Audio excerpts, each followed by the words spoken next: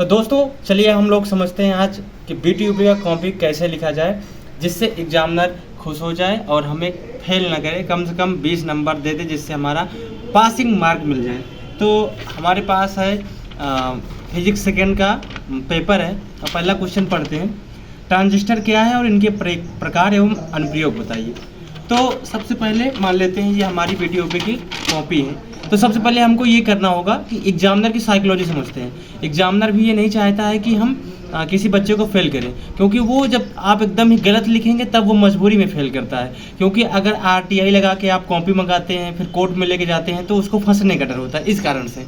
तो अब समझते हैं, हम लिखते हैं जैसे हम लोग ट्रांजिस्टर हमको नहीं पता है, हम ट्रांजिस्टर के बारे में एक बेसिक लिखेंगे। लिखने का तरीका समझते हैं। सबसे पहले ट्रांजिस्टर क्या है, कितने प्रकार के होते हैं और उनका उपयोग कहाँ कहाँ होता है, ये सभी चीज़ों को समझ लिया है। अंत में कॉन्क्लूजन भी लिखना है। आप कैसे लिखेंगे कि ट्रांजिस्टर एक प्रकार का पीएनपी होते हैं या एनपीएन होते हैं। ट्रांजिस्टर ये हमारा काम करता है, डायोड से बने होते हैं। तो ये सब चीज़ें हम कर दिए। ट्रांजिस्टर के बारे में बेसिक इंट्रोडक्शन जो होता है हम ट्रांजिस्टर को समझा दिए 4-5 लाइनों में। उसके बाद अब ट्रांजिस्टर के प्रकार लिख दिए। अब इसका उपयोग कहाँ कहाँ पे होता है, किसी बोर्ड में होता है, पीसीबी बोर्ड में होता है, अलग अलग जगह पे ट्रांजिस्टर का उपयोग होता है। तो कॉपी लिखना बहुत आसान होता है। जैसे मैथमेटिक्स की कॉपी लिखना मैं आपको सिखाता हूँ, बहुत ही आसान है।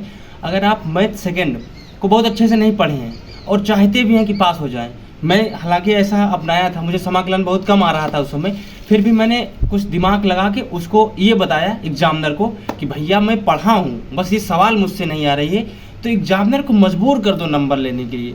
तो उसके लिए क्या करना होगा, जैसे समाकलन है, कुछ उसके महत्वपूर्ण सूत्रों को याद कर लो जो अक्सर एग्जाम में आते रहते हैं। प्रीवियस ईयर क्वेश्चन देखो और फिर सूत्र तो याद करना पड़ेगा। देखो भाई, हम एकदम से बच नहीं सकते हैं मेहनत करने से, कुछ ना कुछ तो करना पड़ेगा। जैसे समाकलन की सवाल आई, उससे रिलेटेड हम उसका सूत्र लिख दिए। लेकिन अगर सवाल नहीं आ रहे तो एग्जामिनर को लगता है कि बच्चे को सूत्र तो पता ही है, भले ये सवाल हो सके किसी कारणवश नहीं कर पाया, तो 5 नंबर की सवाल है तो आपको 2 नंबर देके पास कर देता है, और 10 क्वेश्चन आए हैं तो 20 नंबर आपका हो जाएगा। ऐसे धीरे धीरे करके आपको अलग अलग एग्जाम में अलग अलग स्ट्रेटजी अपनानी होती है। बस एग्जामिनर को ये बताना होता है कि भाई साहब हमने सिलेबस पढ़ा हुआ है, बिना पढ़े पेपर दिए नहीं आए हैं। जैसे मान लो मैथ का पेपर है तो मैथ को लिखो, फिजिक्स का पेपर है फिजिक्स का चीज़ें लिखो, उसमें अलग विषय की चीज़ें मत जोड़ो, और जो गाइडलाइंस है वो तो रहेंगे। तो एग्जामिनर की साइकोलॉजी को हमको समझ के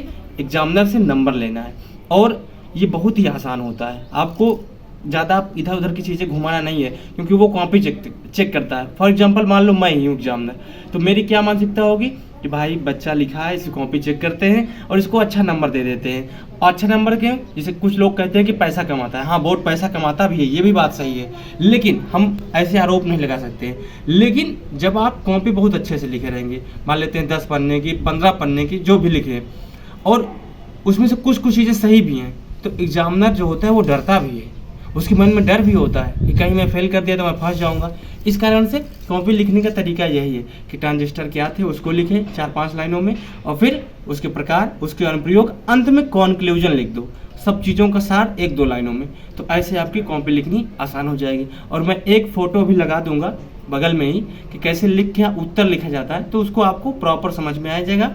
और बहुत बहुत धन्यवाद। आपको जो भी और डाउट हो नेक्स्ट, उसको आप कमेंट में हमसे पूछ सकते हैं। और चैनल को सब्सक्राइब कीजिए, वीडियो को लाइक कीजिए और चैनल को शेयर कीजिए या वीडियो को शेयर कीजिए। बहुत बहुत धन्यवाद।